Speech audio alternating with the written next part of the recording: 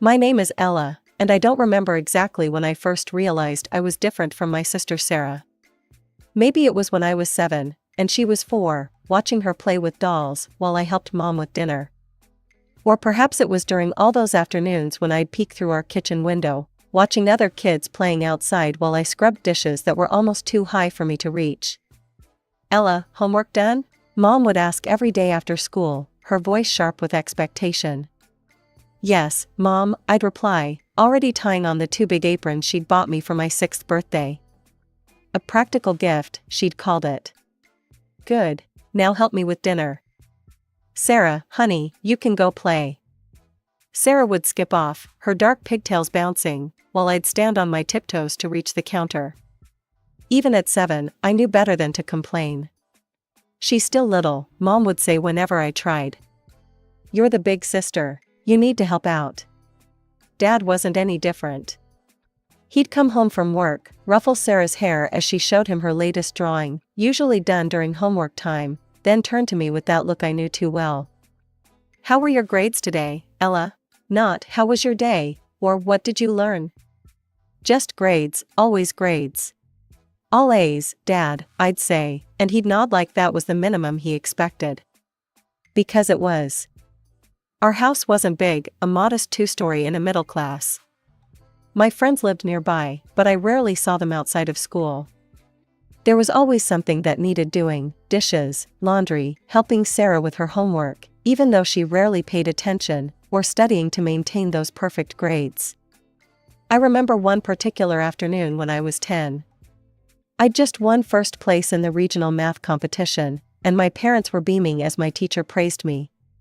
"You've done such an amazing job raising Ella," Mrs. Peterson said. "Her love for learning is extraordinary." Mom and Dad exchanged proud looks.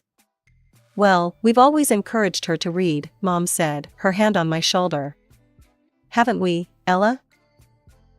I wanted to tell Mrs. Peterson the truth, that I'd stayed up late studying by flashlight because daytime was for chores. That the only encouragement I got was the threat of disappointment if I brought home anything less than perfect. But I just smiled and nodded, like the good daughter I was supposed to be. Meanwhile, Sarah was making paper airplanes out of her failed math test in the hallway, and nobody said a word about it. That's how it always was in our house. Sometimes I'd catch Sarah watching me with a smirk, especially when she'd get away with something that would have earned me a lecture. "You're just jealous," she told me once, when I was 12 and she was 9. "Because Mom and Dad like me better." I remember standing there in our shared bathroom, my hands still wet from cleaning it, looking at her reflection in the mirror I'd just wiped streak-free. "That's not true," I said, but even then, a part of me wondered if it was. By the time Sarah started middle school, I was basically her personal tutor, not by choice, but by parental decree.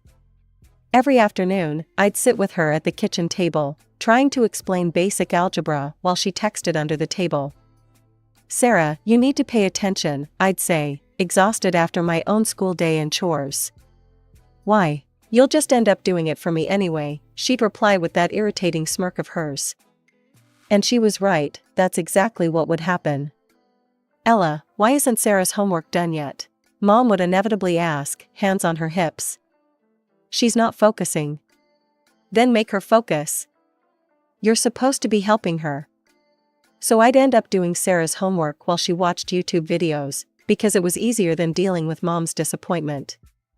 Meanwhile, Sarah's weekly allowance would appear like clockwork, $20 every Friday. Me? I was lucky if I got $5 a month, usually with a lecture about how money doesn't grow on trees. The breaking point came when I turned 16. I was tired of watching Sarah flaunt her new clothes and latest gadgets while I wore hand-me-downs and couldn't even buy lunch at school. That's when I saw the help wanted sign at Joe's Cafe, just 3 blocks from our house. Joe, a gruff man with kind eyes who'd served me countless hot chocolates over the years, hired me on the spot.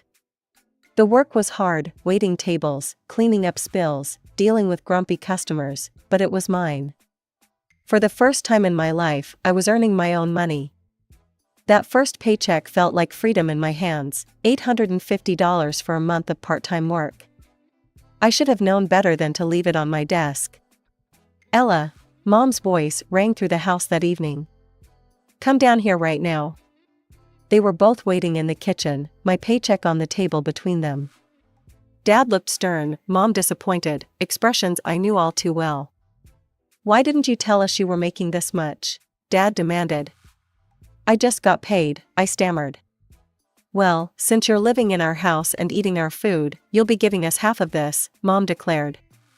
It's only fair. The worst part wasn't even giving up half my paycheck. It was what happened next. A week later, Sarah waltzed into our room wearing brand new Nike sneakers.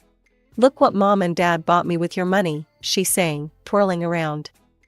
Guess all that waitressing is good for something after all. I locked myself in the bathroom and cried that night, but it was also when I made my decision. I was getting out of here, and college was my ticket to freedom. My parents would never pay for it, they made that clear every time they talked about how Sarah would need money for college someday. So I threw myself into my studies with renewed determination. I started staying late at school to use the library computers, researching scholarships and free tuition programs. Every spare moment was spent studying for the SATs, writing essays, and maintaining my perfect GPA. Graduation day was exactly what I expected it to be, another performance of The Perfect Family, starring my parents. I sat through the ceremony in my blue cap and gown, watching them beam from the audience as Principal Roberts called me up as valedictorian. The Matthews have done an extraordinary job raising Ella, he announced to the crowd. Her academic achievements are truly remarkable. Mom dabbed at her eyes with a tissue while Dad stood tall, his chest puffed out with pride. I could see them soaking up the praise like they always did, nodding and smiling as other parents congratulated them on their wonderful parenting. What none of them knew was that I'd already received acceptance letters from every college I'd applied to. I'd been checking the mailbox religiously for weeks, intercepting the letters before anyone else could see them. Each congratulations felt like a key to a door I'd been trying to unlock my whole life. But the best one, the one I'd chosen, was from Riverside State University. Full scholarship, free dormitory housing, and a stipend. It was 4 hours away, in the next state over. Far enough that I couldn't come home on weekends to help out. I hadn't told them yet. I was waiting for the right moment, which came sooner than I expected at our graduation dinner. Mom had made my favorite pasta, or what she thought was my favorite, she'd never actually asked, and we were all sitting around the dining room table. So, Ella, Mom said, serving herself another helping, have you thought about what you're going to do now? I opened my mouth to tell them about Riverside, but before I could get a word out, Mom continued with a bright smile. I was talking to Joe at the cafe yesterday. He said he'd be happy to take you on full time. Wouldn't that be wonderful? You could earn so much more, and really help out with the family expenses. I took a deep breath. I got accepted to college. Full scholarship at Riverside State. I'm starting in the fall. The silence that followed was deafening. Mom's fork clattered against her plate. Dad's face turned an alarming shade of red. College? Mom's voice was sharp. In another state? But what about your family? What about helping your sister? I've been helping my sister my entire life, I said quietly. This is something I need to do for myself. Dad stood up so abruptly, his chair scraped against the floor. Without a word, he walked out of the room, slamming the door behind him. Now look what you've done, Mom hissed. Sarah just sat there with a slight smirk, probably already calculating how to get my room when I left. That last summer at home was like living with ghosts. I'd go to work at the cafe, come home, hand over half my paycheck, and retreat to my room. Mom and Dad barely spoke to me, just cold, necessary exchanges about bills or dinner times. The money they took from my paychecks, they accepted without a word of thanks. When August came, I packed my bags alone. No tearful goodbyes, no family photos on the front porch, no Dad loading up the car like I saw other students had. Just me, my 2 suitcases, and a bus ticket to Riverside State. I'm leaving now, I announced that morning, standing in the kitchen doorway. Mom kept washing dishes, her back to me. Dad rustled his newspaper. Sarah didn't even look up from her phone. Okay, Mom said, like I'd told her I was going to the grocery store. The bus ride to college was 4 hours of pure relief. With each mile, I felt lighter, freer. My dorm room was small but clean, and my roommate Jenny became the sister I'd always wished I had, supportive, kind, interested in my life. I threw myself into my finance classes, loving every minute of learning about investment strategies and market analysis. My professors praised my work ethic, and for once, there was no one around to take credit for it. The rare calls home always followed the same pattern. Sarah's thinking about becoming a model, Mom would say, not asking how I was doing. She's just waiting for the right opportunity, Dad would add, ignoring my attempts to share my own achievements. In my junior year, Sarah graduated high school. Mom called specifically to tell me about it, though not because they wanted me at the ceremony. Sarah's taking some time to figure things out, Mom explained. Her grades weren't quite college material, but we told her not to worry about it. The right job will come along. I thought about how they'd pushed me to work at 16, how they'd taken half my earnings, how they'd fought my college dreams. What's she doing in the meantime? I asked. Oh, just exploring her options, Mom said breezily. We don't want her to rush into anything she's not passionate about. I graduated with honors, my name at the top of the dean's list. Jenny's family cheered for me at graduation since mine didn't come. 2 weeks later, I was back in my hometown, starting as a junior financial analyst at Reynolds & Associates. My starting salary was more than my parents made combined. The first time I could afford my own apartment, I felt like I could finally breathe. But as soon as word got around about my job, the dinner invitations started. You must be doing well for yourself, Dad would say, eyeing my professional clothes. We're so proud, Mom would add, before launching into another story about Sarah's latest job interview or modeling prospect.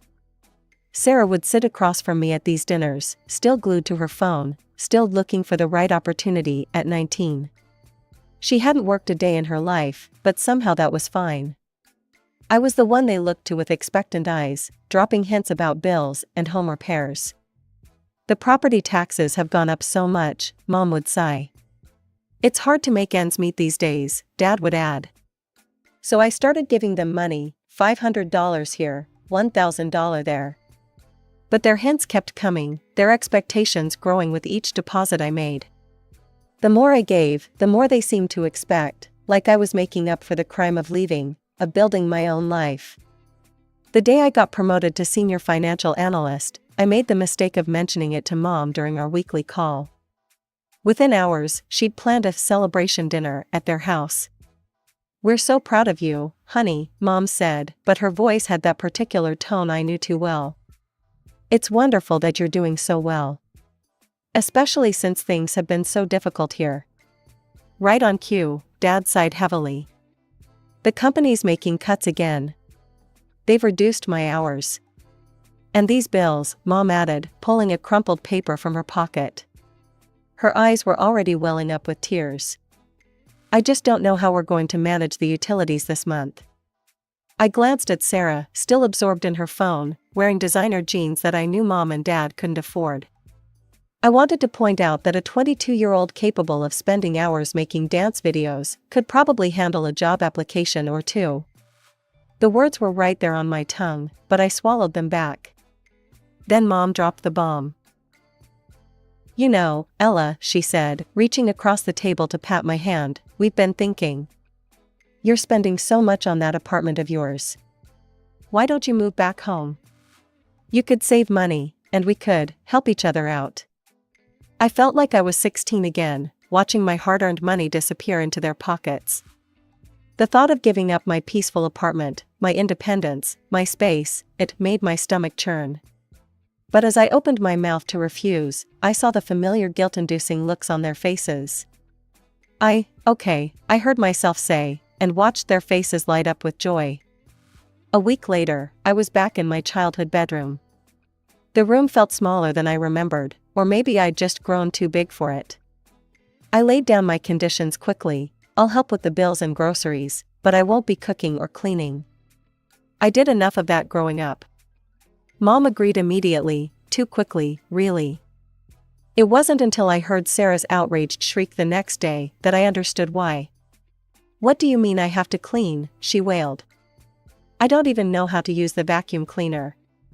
"Well, it's time you learned," Mom said, in a tone far gentler than she'd ever used with me about chores. "Ella's helping us financially, so you can help with the house." I watched from my doorway as Sarah stomped around with the vacuum, barely touching the carpet, muttering under her breath about how unfair it all was. She'd post passive-aggressive stories on Instagram later about forced labor and unfair treatment, but I couldn't bring myself to care. After all, she was still living off my money, my grocery payments, my utility contributions, my rent equivalent that mysteriously never seemed to reduce our parents' financial strain. The least she could do was learn how to clean a bathroom. "Ella, have you noticed how shabby the house is looking?" Mom mentioned casually one morning over coffee. "The paint is peeling, and that wallpaper in the living room." Dad joined in immediately. "The bathroom fixtures are pretty outdated too. Sure would be nice to give this place a facelift." I knew what was coming. 3 days and several hints later, they finally asked outright if I would help with some home improvements. By help, of course, they meant pay for everything. I ended up spending nearly $30,000 on repairs and renovations. New paint throughout the house, updated bathroom fixtures, modern kitchen appliances, hardwood flooring to replace the old carpet, and fresh wallpaper in every room. I even had the exterior painted and the garden landscaped. The transformation was remarkable, I had to admit. The house looked like something out of a home improvement magazine. And suddenly, our house became the social hub of the family. "You must come see what we've done with the place," Mom would say on the phone to relatives and friends. "We've made such wonderful improvements." Always we. I'd sit quietly during these gatherings, watching Mom and Dad beam with pride as guests praised their beautiful home and excellent taste. Not once did they mention that I'd funded the entire renovation. Not once did they acknowledge that their improved lifestyle came from my bank account. As Christmas approached, they planned their biggest gathering yet. Mom invited every relative within driving distance, plus all their friends. "It'll be perfect," she kept saying. "Everyone will see how well we're doing." I spent a fortune on gifts for everyone, including a new laptop for Sarah that she'd been hinting about for months. Christmas Day arrived, and the house was packed with people admiring the renovations and enjoying the catered food, which I'd also paid for. When it came time to exchange gifts, I watched as Sarah unwrapped a brand new iPhone from our parents, complete with all the accessories. Her squeal of delight could probably be heard next door. My gift from them? A bath set from the drugstore, the kind you buy last minute when you've forgotten someone. I didn't say anything. I just smiled and thanked them, then watched as everyone opened the expensive gifts I'd bought them. Nobody seemed to notice the disparity. Nobody seemed to care. The party was winding down when Mom cleared her throat to make an announcement. "Linda and her kids are staying with us for a few days," she said, gesturing to her friend from out of state. Linda smiled warmly, her 2 teenage children looking tired after the long drive. "That's nice," I said, already thinking about how cramped the living room would be with 3 people sleeping there. But Mom wasn't finished. "Ella, you'll need to clear your things out of your room. Linda and the kids will be staying there." I stood there in the middle of the living room, still processing what I'd just heard.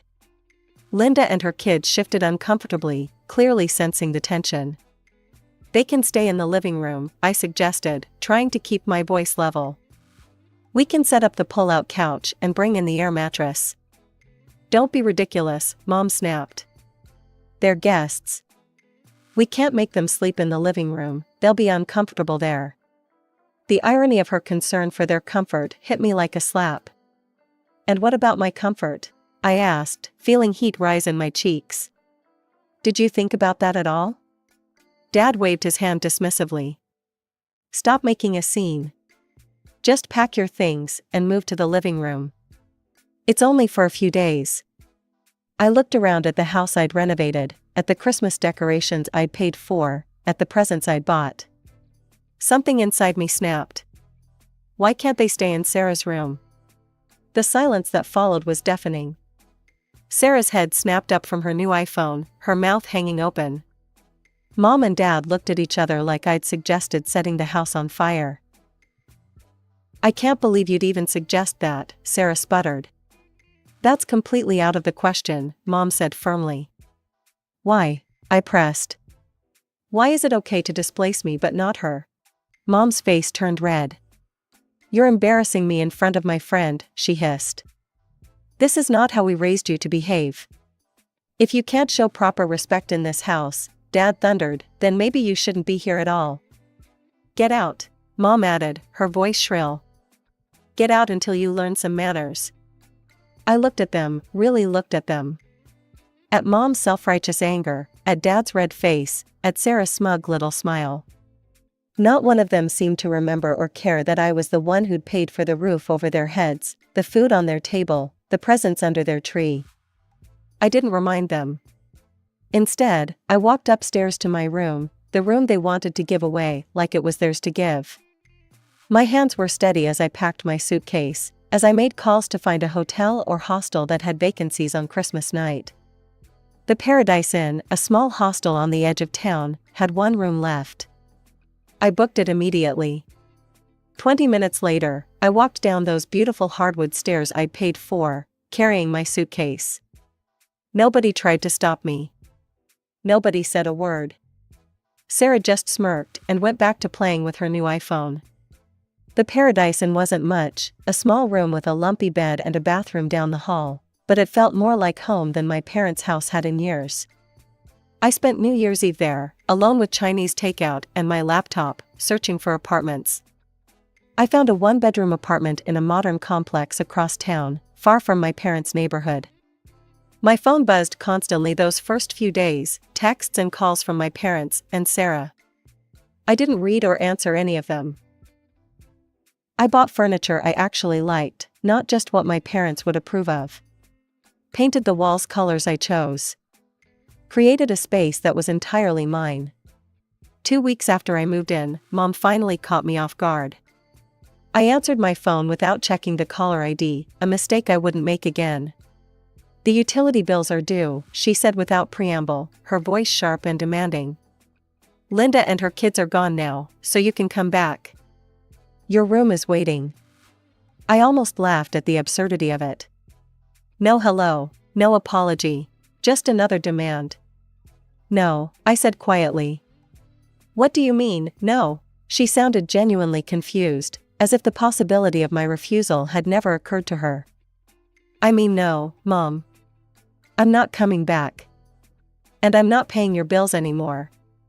There was a moment of stunned silence, then the explosion I'd been expecting. How dare you, she screeched. After everything we've done for you? This is how you repay us? By abandoning your family when we need you? I let her rant for a moment, listening to the familiar guilt trips and accusations. They didn't touch me anymore. You made it very clear how you really feel about me, I said when she paused for breath. You've shown me that I'm nothing more than a checkbook to you. Well, that checkbook is closed now. Don't call me again unless you're ready to treat me with respect. I hung up before she could respond. The calls and texts intensified after that. Dad left voicemails about family duty. Sarah sent manipulative messages about how she was suffering because of my selfishness. Mom alternated between rage and tearful guilt trips. I blocked them all. Weeks passed, then months. I threw myself into my work, got another promotion. Started taking yoga classes. Through mutual friends, I heard about what was happening at my parents' house. They were struggling to pay bills for the first time in years. Sarah had been forced to take a job as a cashier at the local supermarket, the kind of unglamorous work she'd always looked down on.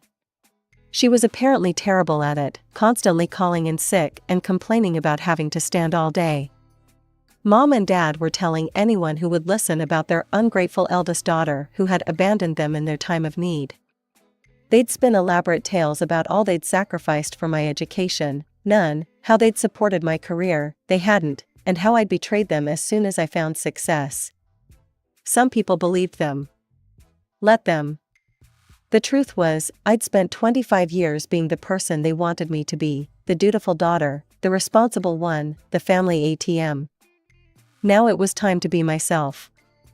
The funny thing is, I'm actually grateful to them now, not for the years of manipulation and control, but for that last Christmas night when they pushed too far.